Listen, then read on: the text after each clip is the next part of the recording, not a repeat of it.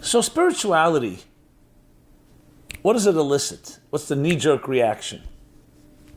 Free-spiritedness,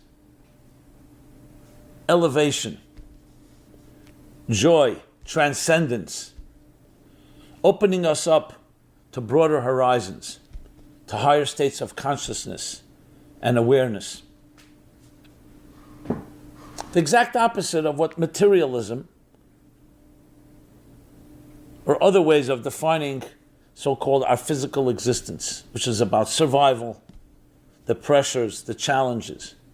Spirit, by definition, we say the word soul, whether it's soul music or soul in general, we're talking about something that is beyond the senses, the suprasensory. So it seems only beautiful, more than beautiful. It is what makes us uniquely human, actually what allows the human to touch the divine, where heaven meets earth. And yet we find that there's another side to things. Is there a dark side to the mystical experience, to the spiritual experience? The dark side of Kabbalah, black magic. We hear about sorcery, the occult. Throughout history, this has been discussed: shamanism, witchery, and other forms. And I'm not just talking about sleight of hand and magic, but actually forms of experiences that people associate that lead them to another place. Is there a dark side to that? And today as well, I just remember, as it comes to mind, a few years ago, invited to someone's home, and there was a guru there. People that I saw when I drove up, a driveway filled with Rolls Royces, the most expensive cars. I walk in, yes, there's this man sitting on the floor, and he has his beloved followers and disciples literally worshiping him. And I felt a vibe that was not, I will call it a healthy vibe. We started a conversation. I was invited. I wasn't even sure what the agenda was, but I was invited just to speak. But then I realized that the people who invited me wanted me to help get some people out of this cult. And it was definitely something was wrong. Now, this man was brilliant and sensitive, but I felt it was his ego. Did it get to him? Did he justify behavior in the name of some higher spiritual state? And it was then what I came to discover, and I'm not going to go through the graphic details, but it was quite sordid, let's put it this way. I realized firsthand that there's a very thin line between spirituality, sensuality, and sexuality. And if you don't know how to straddle that line, if you don't know how to navigate, boundaries can be crossed in ways that create quite a lot of damage. Because remember, the deeper you go into a person's soul, the deeper and more intimate you go into the psyche, into the spirit. So on one hand, yes, it can open up completely new channels, can get beyond traumas and fears and inhibitions and insecurities that block us, but you're also opening up a very vulnerable place. Think of like open heart surgery. You don't just do that in the street. It needs to be a sterilized environment, everything perfect, because the deeper you go into something, the more sensitive it is, the more even one drop that goes off, the more destructive it could be. Think of a piece of dust on your finger isn't very significant, but on your eyeball, quite irritating. And the same thing is with our psyches, which is why anyone who's a practitioner, a therapist, a mentor, a psychologist, a psychiatrist, a soul doctor, whatever you want to call the person who's dealing with soul matters, has to be extra careful, even more than a physical doctor, because you're opening up literally the most vulnerable, defenseless place in a person. You want to make sure that there's purity that enters. There's no other agendas, because one iota off can create very deep damage. When I say damage, I don't mean irreversible, but it can create big problems. That's why we find that abuse at the hands of people who love you is far worse than from a stranger. Not to minimize a stranger's abuse, because the person who loves you, you've opened up, you trusted them. A parent, an educator, a mentor, a teacher. You trusted them, and they've gone into the place where you were vulnerable, especially as a child that has no defenses. And when you enter there, every little thing, every delicate thing, it's an interesting concept. The Holy of Holies in the Holy Temple was a place no one ever entered. Only the high priest once a year. And for a short while. Why not? The Holy of Holies is the ultimate place. Because when you enter in a place where there are no filters and no layers and no coverings, complete naked vulnerability, you have to be really, really careful. And if anyone entered the Holy of Holies with one blemish, they wouldn't survive. But do you know that the high priest was bound by ropes in case that would happen, and no one could enter, so they would pull him out. Not as punishment, the exact opposite. You're blinded by the light if you don't have the right filters. But if you're pure and your intentions are pure and humble, that allows you to experience the greatest experiences. So let's talk about the both sides. And it's interesting, in the Kabbalah, in mysticism, the expression used for the dark side is actually the other side, referring to an important verse that I want to quote from Ecclesiastes, where it says that the existence was created in a way of zeh l'uma zeh. Basically alter egos, a mirror image. Everything that exists in light exists in darkness. So they're like polar opposites, but they're equals. Now what does this mean? And what's the significance of that? And let's look at life. Let's just start with basically choosing. When you have to choose. A person with great strengths, we know, can use them to develop and produce something tremendous, but great strengths can also be used in the other direction. Used in the wrong way, it could be the most destructive. So power can be directed in both directions. And we see this, people with charisma, leadership qualities, people who can motivate others. So we've seen unbelievable change happen in the world in a positive way. We would also see horrendous things that happen. Obviously, the example that always comes to mind is the 20th century example of Hitler. Look at his hypnotic power over a people. Imagine he would have used it for the good, instead of spewing hatred and venom and promoting only that agenda that he wanted to promote. Tremendous power. So power is power. Nuclear energy, atomic energy. Is it good or bad? It depends how you use it. Is a knife good or bad? Depends how you use it. If you use it to cut food or for something productive, then it's valuable. If you use it the wrong way, it's destructive. And the more powerful it is, the more destructive it is. The real question is why? Why is it that way? Why do we have these two diametric opposites?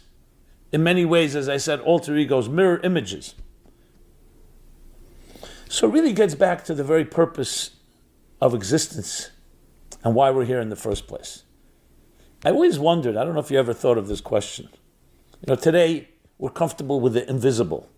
Every time you use your phone, a computer, technology, you're basically engaging the invisible forces. How could there be in one little smartphone so much power, so much information, so much data?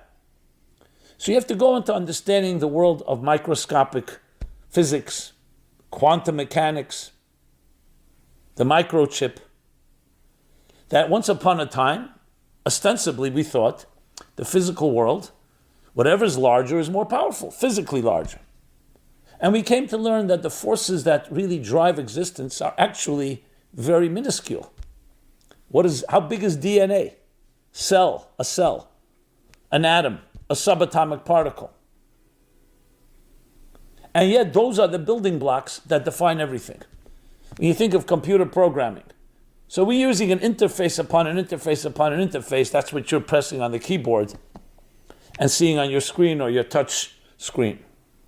But what's going on beneath the surface? That when you press that button or you touch the screen, it triggers a whole series of things that go back to the main language of zeros and ones. And those zeros and ones in turn translate into another language, until it becomes user-friendly, meaning the user interface that we can use. So I always wondered, why was it that the invisible is invisible and the visible is visible? Why not the other way around? If the driving forces, the true reality of things, is that integral, internal, invisible network, why is that not so obvious? And what is obvious is only the tip of the iceberg. It's when I began to study Kabbalah, mysticism, and especially the application of Hasidic thought, which turns it also into a psychological model and an applicable one, came to understand the concept that the Arizal, Rabbi Isaac Luria, the great 16th century mystic, maybe the greatest mystic of them all, where he revealed what was called the secret of the Tzimtzum. You'll soon see the connection to our discussion, critical connection. The secret, Soid HaTzimtzum in Hebrew, the secret of the Tzimtzum. What is Tzimtzum? Tzimtzum literally means contract, it means to concentrate, it means to conceal, to hide, to diminish, all of the above. But the key thing to understand is not just the word, the concept. What is the concept? The concept is that when you first have a seamless singularity, meaning a seamless reality and consciousness, where there is no duality, there aren't two entities, it's all oneness. There is no room in that type of environment for diversity, for another consciousness. In other words, for us. So as he describes it using the mystical language, the infinite divine light that filled everything. What does everything mean? Everything that will be and everything that was. So it's a very broad word, or everything that we can even imagine. Everything. Now, as long as that consciousness dominates, as I said, there's no room for anything else. To use an example, that Rav Shneir Zalman of Liadi, the great mystic as well, the Chabad Hasidic founder, says the example of a teacher. Think of an infinitely brilliant teacher, and his intelligence is all revealed. Would there be room for any student to be able to even enter the room? I don't mean physically enter, to be in that space. No. So the teacher needs to do something to allow room, space for another. And what is that? The tzimtzum. Needs to withdraw, recede. Think of water receding and allowing dry land to emerge. The teacher allows his intelligence, withdraws it, so to speak. It doesn't disappear, it just goes within, it's not being expressed. So tzimtzum is actually the power of refrain, the power of restraint, of withholding. Just as a good teacher will fit his ideas tailored to the students.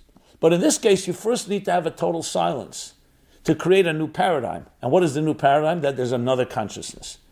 And the higher state of consciousness, that singularity, that integral unity, has to be concealed. And that leaves room for now the other to emerge. And other is not a bad thing. On the contrary, there's a reason for that. We need the individual separateness with the goal and intention that these two reunite. Essentially, it's a story of love and romance, really. That from an integral, seamless unity, we turn into a fragmented multitude that in its mind and its own consciousness can see itself as separate, but in truth it's also part of that reality, and it's up to us through our work, through our effort. Let's go back to the example. So now that this teacher has receded, his ideas or his brilliance has receded, he's left room for space for the student, now begins, after that concealment and silence, begins a slow flow of consciousness, a slow stream, what he calls the kav. Kav v'chut means a line and a thread. Think of it like a laser beam that now flows, but in a way that will be commensurate to what the Kabbalists call the containers of the budding and developing other consciousness. And if you want to look at it how a child is conceived. So when an egg is fertilized by a seed, and there's a conception, it doesn't begin that suddenly you have a child. You have one cell, one cell. That cell will split, and then split again and split again. First trimester, second trimester, third trimester, until you have, after 9 months, a healthy, viable child. You think about it, all in that one seed. You look at that one cell, you never would imagine. And the same thing as everything in existence is that, where you plant an apple seed in the ground, the same thing, and then it blossoms into a tree. So there's a process, and that's the process that is called by the Kabbalists the Seder Ishtalshelus, the cosmic order, the evolution of how energy evolves into matter, how singularity evolves into diversity. And the purpose is that the diversity should recognize integral unity, which is essentially the search for the unified field theory for unity that human beings have always been searching for. It's actually the essence of science. Science is really a spiritual journey. They may not call it that, but essentially it's looking for the underlying connection between seemingly separate and diverse phenomena. And now we've discovered that. Now we know it's a given, that there is an integral unity. So we have now somewhat of a dichotomy, an integral unity that connects all subatomic particles and all DNA and so on, and yet at the same time there is definitely diversity. There's you and I, self-interest has come into play. So the Tzimtzum has a side effect. And what is its side effect? With the beautiful intention of creating diversity, there's also the possibility, and there has to be the possibility, of, we'll call it rebellion, if you wish, where the individual defies the whole. That even though we're all fundamentally connected, I now have my self-interest. And I don't see the concealment as a concealment. I see it now, I'm here. Everything begins and ends with me. Me. Now, what does that end up turning into if you allow that to devolve? Not just self-interest, selfishness, greed, narcissism. Ultimately, you're taking something from me. It leads to conflict, to discord, and ultimately war itself. Every inhumanity that man has perpetrated on man is a result of this tzimtzum, which is actually a misdirected understanding. That tzimtzum was meant to give you individuality, so you should be independent consciousness and come back and connect, just as it is with the Bible calls male and female. He created them as one. They separate in order to rejoin. That's what love is about. Love is a form of transcendence, of connecting to something, to a greater unity that's more than the sum of the parts. But when it's misunderstood or misguided, the concealment, I don't have a teacher necessarily. Here I am. I'm an independent entity. And that's where things can wander off.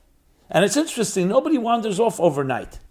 It takes time. That's also a process. So let's go back to the example of the child that I gave. So now a child is born. A child is seamless. There's no duplicity, there's no lies, there's no deception. There isn't even self-consciousness. A child is naked and completely not self-conscious. Why should it be? It's pure, innocent. But then it enters a world, we'll call it a selfish world, a world driven by self. Because that tzimtzum, that concealment, has now concealed that inner unity, and that's why we can hurt each other. Think of it. The Talmud asks a question that says, how is it possible, if we're all one organism, meaning everything in nature and all human beings, how could one person hurt another? It's like hurting your own person. It's because we don't see it. And indeed, that's exactly the story. Think of your body. Think of your right hand and left hand seeing themselves as adversaries. Or what do we have? Autoimmune diseases where the body turns on itself. That's tragic. Well, it's all due to a blindness.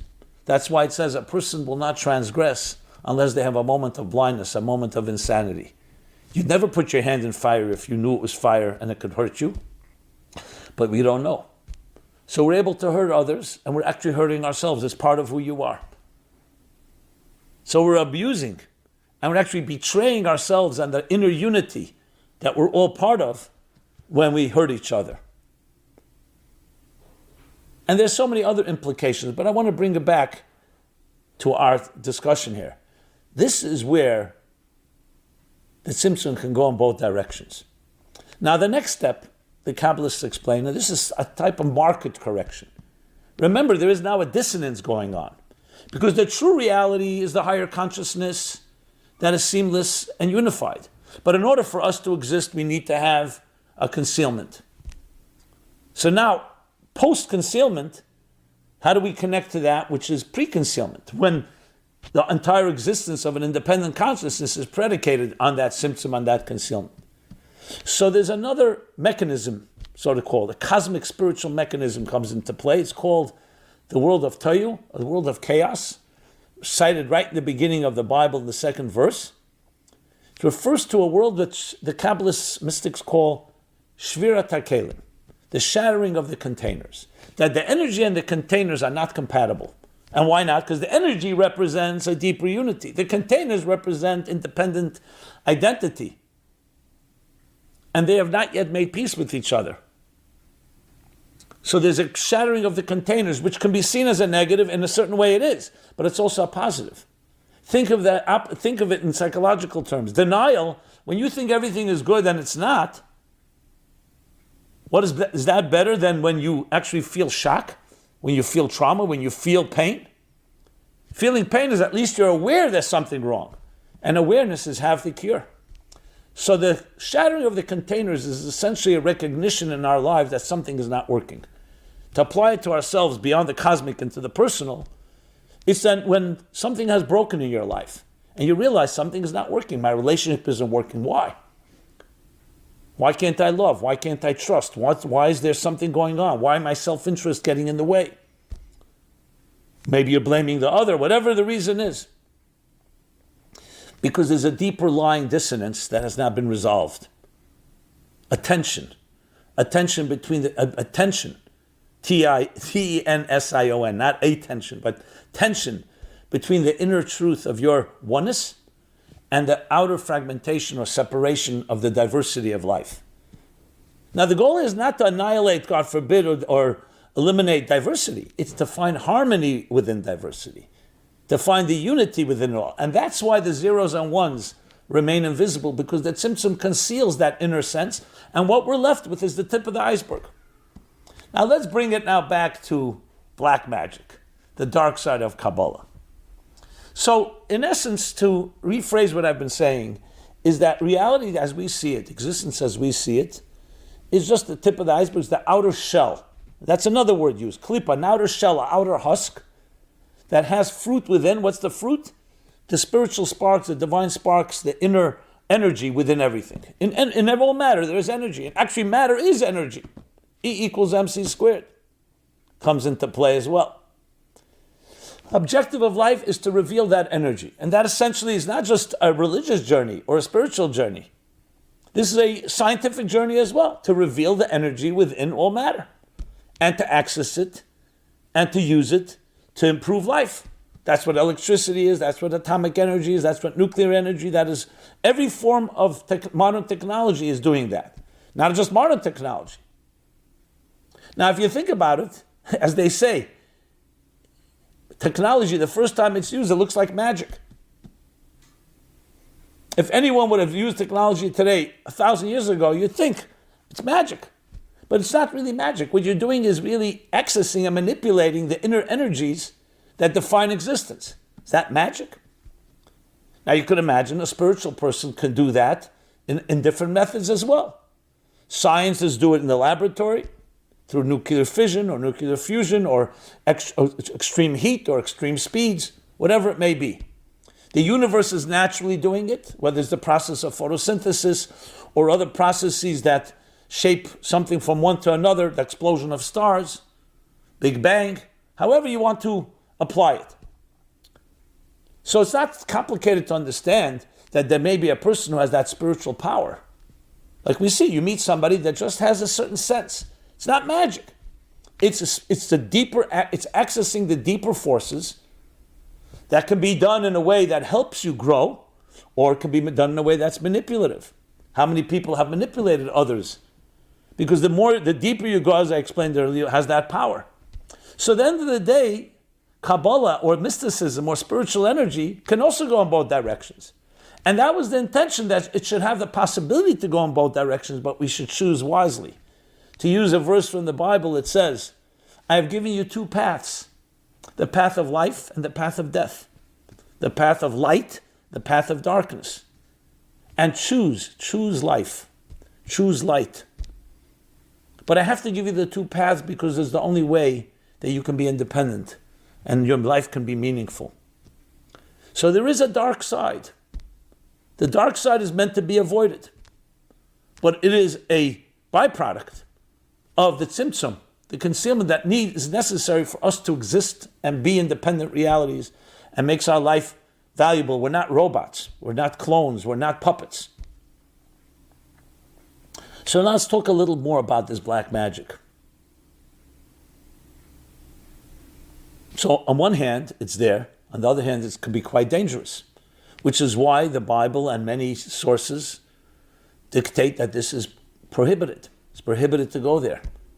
There's a disagreement whether it actually has power or it's something that's in our minds. But either way, and we are definitely talking about, especially from the mystical point of view, it does have power, and that power is fed by us. So we're told to avoid it. What are we told to avoid? Not the energy. We're told to use to avoid using the energy the wrong way. We'll talk about that wrong way shortly, what that means exactly and how it applies to us. So there's a whole body of literature on what you call black magic, the occult, witchcraft. And I'm not talking again delusions. Things that actually, so people who have the power to enter into spiritual spaces, but it's used for the wrong reasons. Either selfish reasons, destructive reasons, but ultimately not for the purpose for which it was created. To quote the words of the Tanya, he says, anything that's holy and pure is selfless. The selflessness allows that powerful energy to enter. As soon as something doesn't have that utter and absolute selflessness, he calls that the other side. That's why it's not called evil. That's why it's not called bad. It's called the other side. The other side means it's not the side that's dedicated to the purpose of existence. Because that's how we begin to wander. We don't always wander because we have malicious or nefarious intentions. It begins sometimes, I'm doing it my way. So one day you've moved a little off the reservation. That's how all transgressions begin. Nobody gets lost in the woods overnight. But slowly, what happens is you become more important in your own eyes, and to the point that you can begin using it completely for your own intentions. And we see this all the time. People of great talents and geniuses let the ego or arrogance or some other thing get in the way. It could be a woman, it could be a man, it could be sexuality, it could be anything. And suddenly that energy, not suddenly, over time, that energy suddenly being subverted, hijacked in the wrong direction, and leading others down that path as well. So if it was a superficial thing, a superficial wound, okay, deal with it in a short-term way. But when you're dealing with inner spiritual energies, that's when it takes on a whole different dimension. And that's why you'll find in the Bible, you'll find in the Talmud, you'll find in historical different books, literature, that talk about sorcerers, witchcraft, and so on. Actually, it's acknowledging that there is real power there. As I said, there's a disagreement of how much power there is. Sometimes the actual power. Nachmanides writes that yes, there's power that God invested in existence, forces that when you manipulate them can change even natural things. And that's why we're not supposed to go there. It's not an area to go. When we hear about the Maral who built the golem, which is a whole discussion of its own, even if you accept, and many do, authorities say that it actually happened, but it's not something common, and it's not something that anyone should be doing. It's actually frowned upon to use Kabbalah and mysticism in ways to create something. I mean, some compare the golem now to ChatGPT, but I'm not going to equate it as something that is, you're actually creating something, but it can look like it because it looks human, it seems so, but it's actually technological powers. But point being is it's not something that we do. ChatGPT is not an issue. Technology is not an issue unless, again, it's used for the wrong purposes. I'm not going to call technology witchcraft or sorcery, but it has a similarity that if you use powers like that to manipulate or to spread hate and destruction, it can be equally damaging and destructive. So the issue is not the witchcraft, the issue is the manipulation of spiritual energies, or for that matter, psychological energies in the wrong direction, for the wrong purposes. Now you find in the Bible the prophet Bilam, for example, who's equated to Moses, a great prophet, to the point that even though he did not like the Jewish people, and he was commissioned to curse them, he says to Balak, he says, as much as you commission me, I can only speak what I'm told. And he had to say things that were exact opposite of what he felt. Instead of curses, blessings came out of his mouth. But he was a prophet. But he understood where his power came from. And he had bad intentions. And later, left his own devices, he actually gave a very good idea to Balak. He says, you can't destroy them with prophetic or spiritual powers. They have to destroy themselves. Seduce them. Challenge them. Tempt them, and you'll see that they will weaken, not from us, but from within. Which is why, what's the story? So one of the commentaries beautifully explains this idea of black magic. He says, it's the mind that gives it power. So let's discuss that for a moment. Does it actually have power or does it not have power? So it's a combination of both. As I said before, there are energies in existence, and if they're used the wrong way, they can go into the dark side. We spoke about the shattering of the containers. Let's use it psychologically. If a person has suffered some trauma in their life, serious trauma, and then it affects their lives in a very problematic way, they themselves become abusive, or the opposite, they start abusing themselves.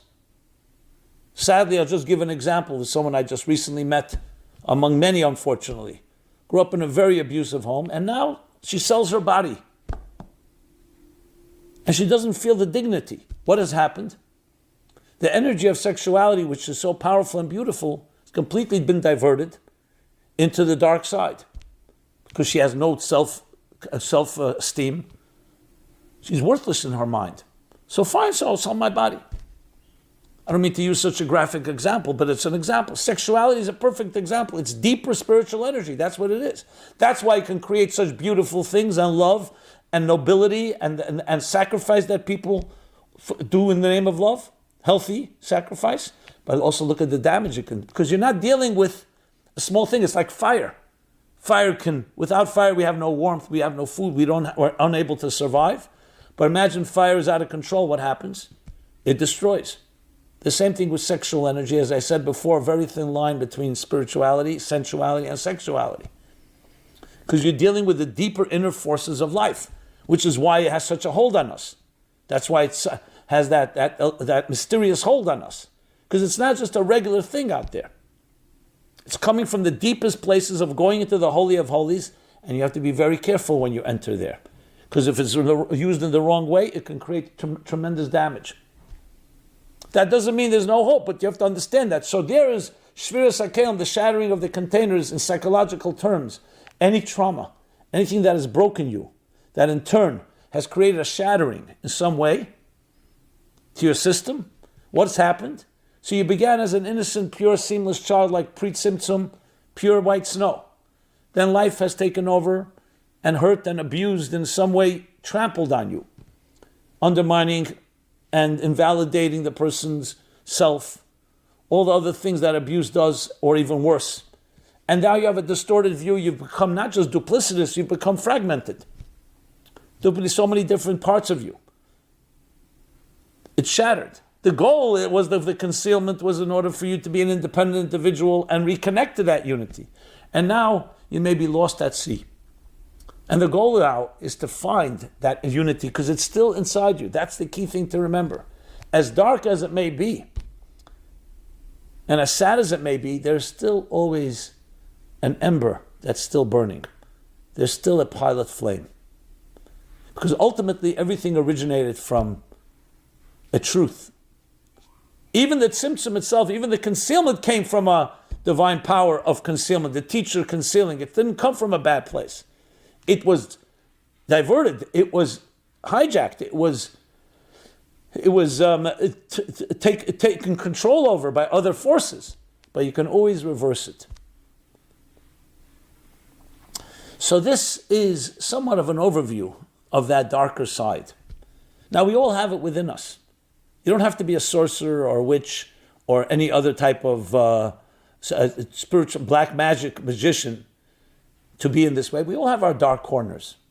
Those very sad places, those places we're very much alone. Some call it the ugly corners, some call it the shadows. We all have it. So when you look at it, some of us is just pure shame. Recognize it didn't come from nowhere. It's the microcosm within you of this darker side that we're talking about. It originates from a concealment. It's meant to give you the independence and the ability to choose and to be wise. Where it could end up is a very dark side. So yes, shame is a healthy thing because at least you're recognizing shame. It's much worse if you're not even ashamed of it. You got to the point where you can behave in ways that are atrocious, like the portrait of Dorian Gray, and you don't even feel conscience. So be happy if you have a conscience. So the conscience, however, is that little light that's allowing you to at least do something about it. So most of us want to get rid of the shame, so we do more destructive things to numb ourselves. What I'm suggesting is no. Let's work our way back. Let's try to regain that innocence, the pre-Tzimtzum innocence of our childhood. And to do that is to access your beautiful soul that is there all the time, no matter what there is on the other side. But we need to know there's another side. We don't ignore it, but we don't give it more power than it deserves. Because by being obsessed over it, that itself feeds it. Go back to the theme I was speaking about. So there is energy there. But remember, the Tzimtzum itself is also energy. It's when it's misunderstood by us that gives it even more power. Think of an enemy that's not that strong, but you in your mind think that enemy is strong. They're bluffing you. Psychological warfare. And then you're giving it power by believing in it, by thinking it's really that powerful. So it's a combination of a concealment which is real, but a combination of our attitude. So in a way, the darkness dissipates when we don't give it too much credence and power. To start worshiping your trauma, to start worshiping your negative energy is not what you want. What you want to say, it's there, I know where it's coming from, and now I've traced it to the shattering of the containers, all the way to the Tzimtzum. But that's not who I am. Who I am is a child that was born seamless, pure, singularity, oneness, unity. And that's what I need to find. So it's recognizing, but not allowing it to control you, and definitely not allowing it to define you. Define you. How many of us begin with one identity, and then due to whatever reasons, we've developed another identity, either to protect ourselves, or some call it out of body. The inner child remains concealed, now is the outer adult. The different ways we describe the masks we wear in order to cope, because we think is the only way to go. What we want is to get rid of that splintered identity and reconnect, to reintegrate. And reintegrating is returning back to that pre-Tzimtzum reality. The reason that Tzimtzum was there in the first place, the reason the concealment was there in the first place. So we all have black magic within us. We all have the possibility for that power, that negative dark power, the dark side. But darkness is really just the antithesis of light. And light dispels darkness. They're not equals ultimately. So even though the book of Kohelet, Ecclesiastes, says there's two equal forces, it's true. Ostensibly it's two equal, but it now comes down to your attitude. As soon as you say to yourself, I am really a personification, a channel of light, not of darkness. That's who I am. Darkness has happened to me. I may have suffered, but I'm not a sufferer. I may have been hurt, but I'm not defined by my hurt. You now weaken the hold of the Tzimtzum because you're recognizing its true purpose. So the less credence you give it, the less power you give it, the less power it has. It feeds off our fear. It feeds off our negativity. So negativity, which is a result of it, is also the cause of it. So we have to eliminate that, which is by bringing positive energy into our life, which was the whole purpose of this program in the first place, As intriguing as it is to talk about that dark side, black magic, the dark side of Kabbalah, we have to remember is there to remind us of what can happen when things go awry, goes off the reservation, off the healthy path, but with the goal of actually discovering deeper light and deeper truth. And that's where darkness actually can catapult us and propel us into far deeper levels, to the point where we reach a place that's beyond Tzimtzum and beyond Tzimtzum, meaning higher than light and higher than darkness, a place that transcends both. And that's why it has the power to create both. So, but we have to contend first with those tracks, the track of light, the track of darkness. And indeed, when you think of it, and you think of all the different viewpoints about how we're forbidden to go into that world, well, we're telling us don't engage yourself with that negative energy. If it's there, bring light into the path. Bring light into your life. That's the key thing to always remember. So with that, my friends, I want to say this. We all have these two voices within us. It behooves us to choose the path of life, the path of light, and we have the ability to do so. I hope this sheds some light, no pun intended, on that dark side, and with that itself allowing to expose it, because remember, darkness does not like light. All the maggots, all the parasites, where do they gather? When there's no bright light. They like moisture, but they want it to be not the light. As soon as you shine the light, the burglars and the criminal elements and the dark elements run away. The vampires disappear in the light. They thrive in darkness. Darkness is also in ignorance, in things that we don't see clearly. So it's critical to shed light on these dark matters, and that allows us to understand existence in a completely different way. Now, there's so much more that can be said on this topic.